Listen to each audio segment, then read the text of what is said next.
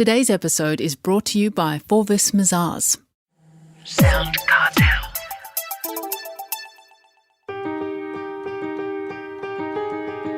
From SoundCartel, I'm Nicole Goodman, and this is Business Essentials Daily.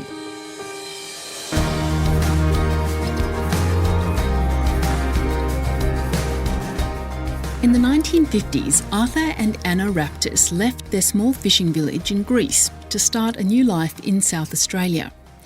Both had that entrepreneurial flair so typical of many migrants that they opened a fish and chip shop, while Arty continued fishing and filleting what he caught for local shops. 3 generations later, A. Raptis and Sons is one of Australia's largest privately owned fishing companies. Today's CEO is Arty's grandson, Arty Raptis. The business has thrived by embracing modern technology and innovation, building on its reputation of delivering premium seafood while keeping true to its family origins.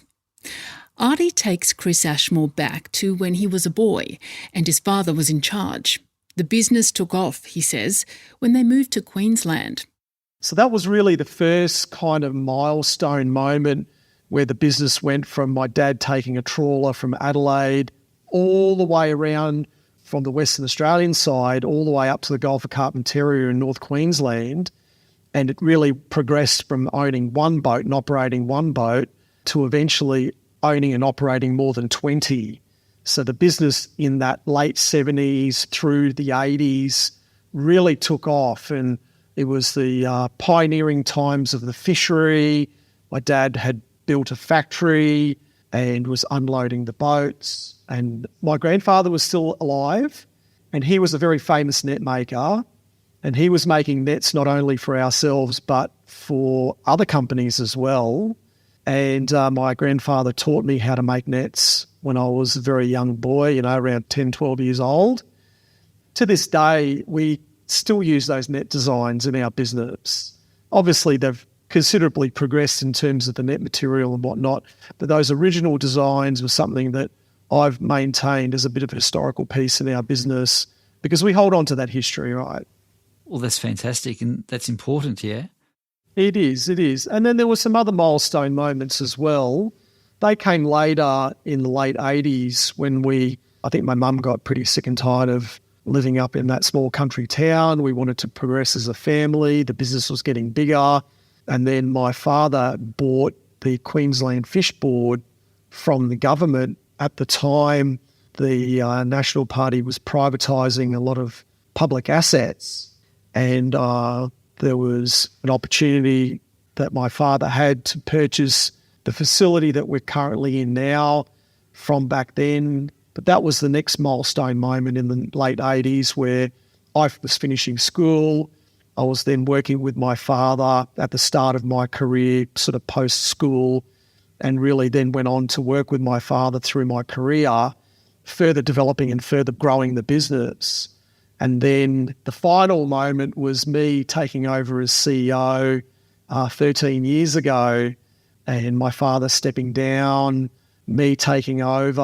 I was ready, I was hungry, I was keen, and I've really been able to progress the business through that third phase. And I would think from then to now, the business really has essentially doubled again in that period of time. And I always think there's nothing like youthful enthusiasm to really push things along. So there you go. Absolutely. Now, well, if we look at today and where the company is placed, who do you market to? And is it mostly Australia or overseas? It's changed. So I think in those early days, like through the 80s and the 90s, there was a very strong demand for Australian seafood in particularly Southeast Asia. We were one of the early pioneers of trading into China, trading into Japan, Taiwan, Malaysia, Singapore, Hong Kong. So we became quite established. My father's brother, my Uncle Con, he was very enterprising in that space. And between him and my father, they really pushed that export piece. And it was a really amazing time. We got to see lots of containers of our product going out the door. It gave us that cash flow, that cash injection back into our business that we needed to help us to grow. But then it changed. So I think around about the time when I took over as CEO is really when Australian seafood became very popular in Australia by Australian consumers. So it switched. So where we were sort of 80% export, it's now 80% local sales, domestic sales. And there's a lot of reasons why. And it's been very, very exciting to see the market mature here in Australia, where there's that desire for Australian produce, for Australian content. And everybody wants to be a master chef. Everybody loves a cooking show. Everybody wants to try and experiment and try different things and, subscribe to Australian produce. And so we've ridden that wave with marketing and good marketing and value adding and, providing the market with the product in a format that people can take home and cook and use easily. So that's been a lot of fun. What regions do you fish in? We fish right across the top of Australia. So from, say, the Torres Strait Islands all the way across to the Kimberleys. That area of water space is huge. So we have a couple of bases. One's in Corumba. We've got another base in Darwin as well. So we fish right across the top of Australia. And then we also fish right across the bottom of Australia as well. So from all along the Great Australian Bight, from Adelaide all the way across to almost Perth. And so we have a couple of bases, one in Port Lincoln and one in Adelaide. So we've got 19 vessels. So we've got boats coming in and going out all the time in both those ports. And then we just truck that product to market, whether it's to our factory in Brisbane for further processing or to the market in Sydney, where we've got a wholesale depot. We're part of the Sydney fish markets. We're part of going to the new Sydney fish markets as well. So that's very exciting. Yeah, so we've got depots all around the country, but we mainly catch in the northern and southern part of Australia. When it comes to new technology and innovation, where does Raptis Seafood fit with that? What changes have you seen in the industry? A few. So one of the things has been sustainability, and to be a sustainable business means that when we go back next year, there's product still there. And so we had to create some things that would make us more sustainable, which we did. And some of those things are that there's something called bycatch. And so bycatch is the things that you don't want to catch. So we didn't want to be catching those things in our nets. So we created technology where those different species of animals could escape, whether they were turtles, sharks, small fish, so that we could just retain our prawns. So that was a kind of a bit of a turning point for us, a technology turning point.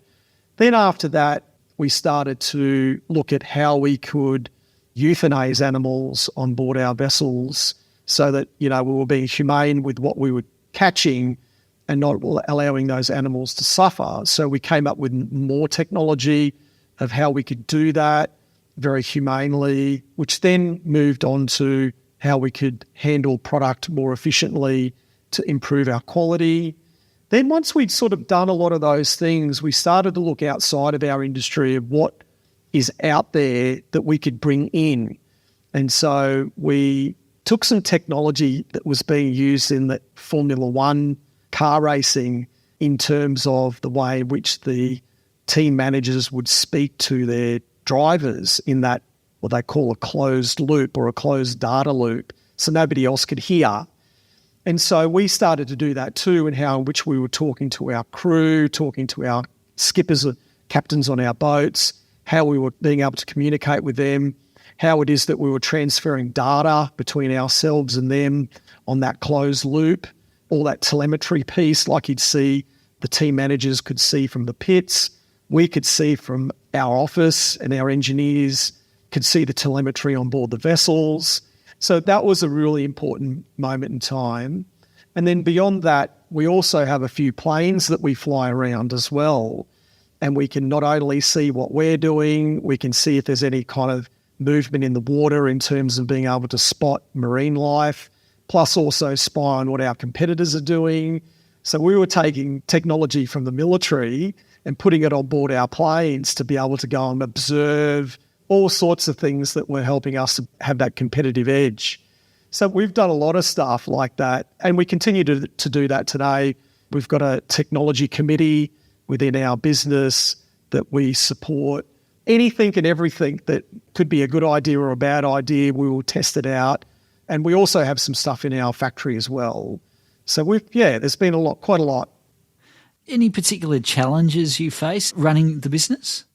Yes, absolutely. And it's really about competition, and it's a bit of a double-edged sword, right? Competition makes us better at the business that we run, but there's been a saturation of product through aquaculture. So aquaculture has the volumes of products that have been grown, particularly across Southeast Asia, is just getting more and more all the time. And so we're the wild catch sectors. We're catching fish and prawns from our boats. We're competing against farmers that are growing fish and prawns in ponds. And so there's an oversaturation in the market globally, and our mission is to make ourselves different, to differentiate the wild catch against the aquaculture product and which one's better. There's an argument on both sides, and that's really playing out at the moment. That's what the real challenge is today. Well, it's an incredible journey that you've been on. Where to from here, Arty? What's the future for Raptis? Well, it was my grandfather, then it was my father, and then it was me. So I just see myself as a custodian of this business. You know, it's not actually about me. It's about the business progressing to the next generation.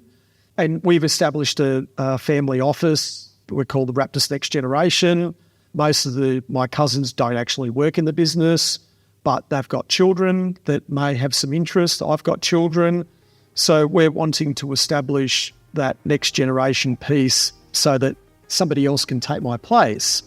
Plus also making sure that I'm not hanging on for dear life of my CEO job forever and a day until I essentially fall off the chair and into a coffin and into the ground, that I want to be doing it at a time that allows for the next youthful enthusiasm. That was Arty Raptis.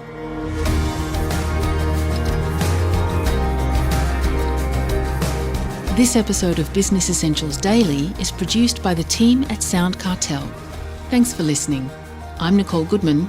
We'll bring you more Be Daily tomorrow. Follow at BE Daily Podcast across social media and head to bedaily.com.au for more from the Business Essentials Daily podcast. SoundCartel.